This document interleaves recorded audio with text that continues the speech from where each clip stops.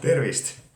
Ma vaatasin oma CD-sid Aapo Ilvest. Polegi pildi peal, ta on nii tagasihoidlik mees. Aapo Sulest üks tekst. Ma ei ole luba küsinud, ma ei hakka helistama ja ta võib homme öelda, et kuule, võtta see Facebookist ära. Häbistab ainult ennast ja tema teksti. Töönädal algab. Veel ihus pohmavärinad. Silitan kempsu seina. Olen tööpaigas ettur, keegi mind ei abista. Suutäis kui kuiva heina. Kõrval kontori neidudest salamahti unistan. Manan neid mõtteis ritta. Aju piltidest kirkaist elektrisärin kubenes. Mida küll ette võtta? Olen mees. Naised, mil viisil välja küll võtta teid unelmatest võiksin. Kui lilli teil toon, kohe diivanil kutsuvad harkjajaks reisi.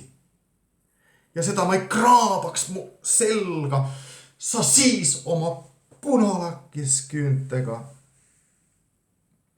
Ja sosistaks kõrvani meelalt, et nõus oled tegema sa kõike. Kõike.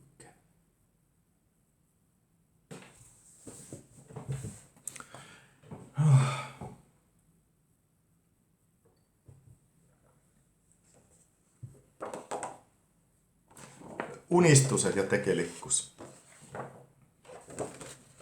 Unelmia ja toimistohommia.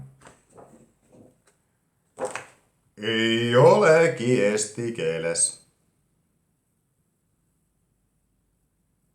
Mitte eesti keeles. Eesti keeles on, aga ei olegi Eestimaal veel keegi teinud sellest lugu. Võiks ju teha. Võiks ka olla niimoodi. Nagu Lõkkarit tegi 15 yö loost. Originaal on, näitan veel, Leevi and the Leavings. Unelmia ja toimistohommia. Minge kuulake ja mõelge. Eesti naised. Niisugused need Soome mehed on. Äkki mõistate neid paremini läbi selle loo. Ja Eesti mehed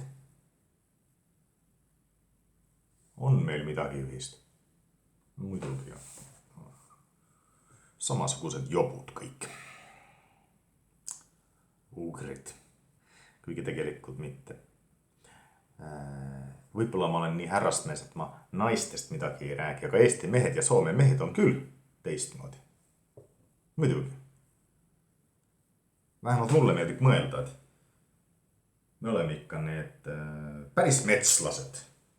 Me oleme nagu rohkem ugrid. Aga millegipärast mulle tundub, et ka Eesti mehed mõtlevad niimoodi. Nemad on rohkem sellised maa mehed. Mis tähendab, et kui mõlemad mõtlevad samamoodi, see tähendabki, et oleme ühesugused.